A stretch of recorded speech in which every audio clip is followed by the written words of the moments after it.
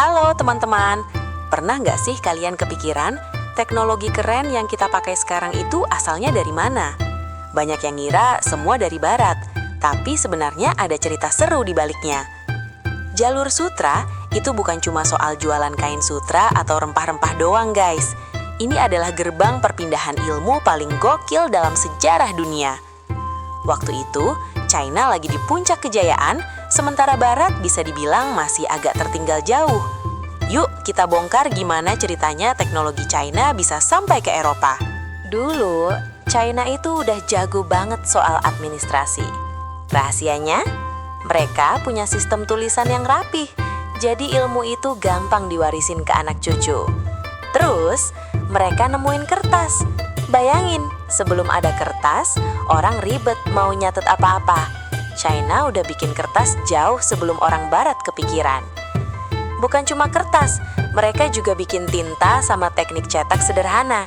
Jadi informasi bisa disalin cepet banget, nggak perlu nulis tangan satu-satu lagi.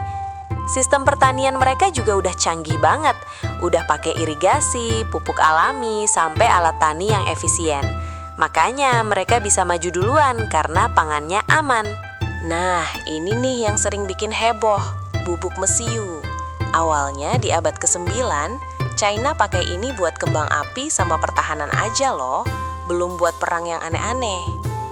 Ada juga kompas magnetik. Ini alat bantu navigasi darat dan laut yang akurasinya juara banget pada masanya. Tanpa ini, mungkin pelaut dulu bakal nyasar terus. Jangan lupa metalurgi mereka. China itu udah jago bikin besi sama baja yang kualitasnya jempolan. Jauh lebih unggul dibandingkan wilayah lain saat itu. Gimana ilmu ini bisa jalan-jalan? Ya lewat jalur sutra.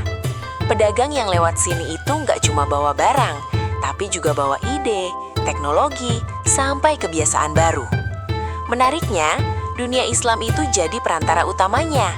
Mereka belajar bikin kertas dari China, terus disempurnain biar lebih murah dan gampang diproduksi. Ilmu dari China tadi diterjemahin ke bahasa Arab. Jalur sutra ini beneran jadi kayak sekolah besar tanpa dinding buat peradaban dunia. Jadi, bangsa Eropa awalnya nggak langsung dapat dari China, tapi belajar dulu dari teman-teman kita di dunia Islam. Jadi prosesnya itu estafet guys. Pas kertas masuk ke Eropa sekitar abad ke-12, boominglah pendidikan di sana. Tanpa kertas, nggak mungkin ada revolusi ilmu pengetahuan atau buku yang diproduksi massal. Terus, bubuk mesiu tadi mulai ngubah cara perang di sana. Senjata api mulai gantiin pedang sama tombak. Kompas juga bikin mereka berani menjelajah samudra. Tapi disinilah masalahnya, banyak teknologi ini yang lupa diakuin asalnya. Nama Cina jarang banget disebut di buku-buku sejarah Eropa masa itu.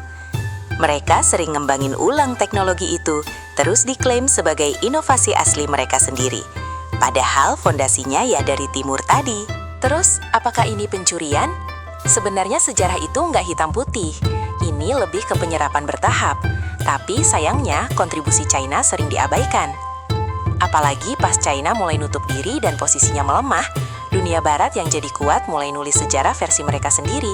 Jadi kita sering dapat info yang gak lengkap. Kita harus jujur, dunia modern ini hasil kerja bareng banyak peradaban. Gak ada yang jago sendirian. Menghargai asal-usul itu penting banget buat kejujuran sejarah. Jadi, jangan mudah percaya sama satu narasi aja ya. Yuk kita lebih kritis lagi baca sejarah. Makasih udah nonton. Jangan lupa like, komen, dan subscribe ya. Sampai jumpa.